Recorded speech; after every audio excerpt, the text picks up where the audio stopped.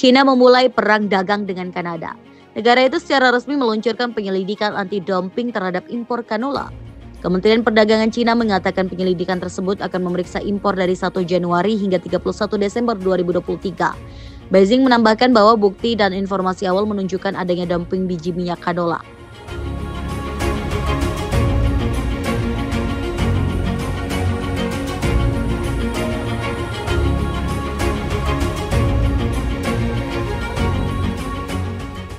Lebih dari separuh canola yang diekspor oleh Kanada dikirim ke China dengan jumlah capaian 5,5 juta metrik ton canola pada tahun 2023, seharga 3,72 miliar US dollar atau 57 triliun rupiah. Impor canola dari Kanada mencapai 94% dari total seluruh impor biji-bijian China.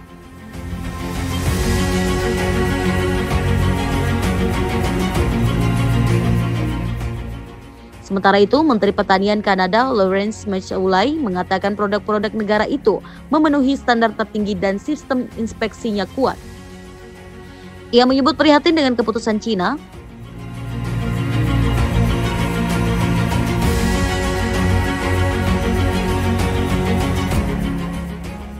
Sebelumnya, serangan ke canola Kanada dilakukan pasca Ottawa mendeklarasikan tarif 100% atas impor kendaraan listrik dan tarif 25% atas impor baja serta aluminium Beijing.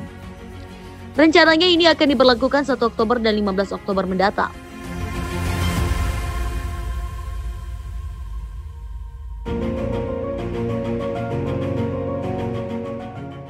Perlu diketahui, industri manufaktur otomotif Kanada mempekerjakan lebih dari 125.000 orang.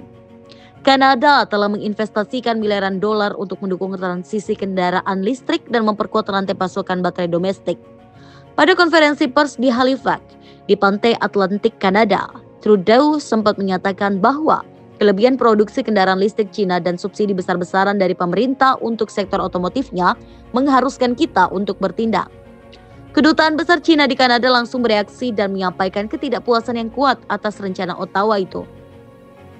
Perlu diketahui, Komisi Eropa bulan lalu juga mengeluarkan draft terbaru soal bea masuk ke mobil listrik buatan China.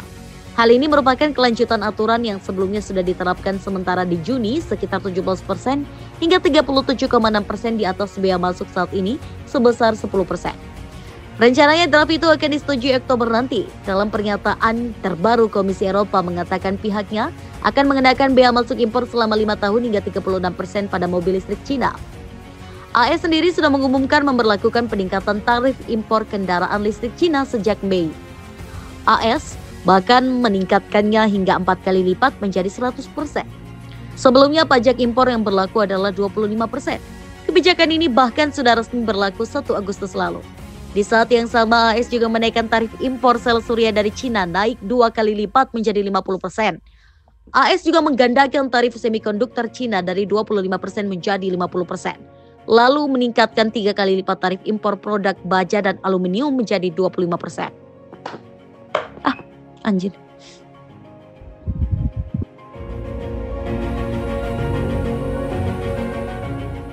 Pada bulan Mei tahun ini, Amerika Serikat mengumumkan akan mengenakan tarif pada serangkaian produk strategis seperti kendaraan listrik dan semikonduktor dari Tiongkok. Uni Eropa mengikutinya dan meluncurkan penyelidikan anti-subsidi pada mobil impor Tiongkok.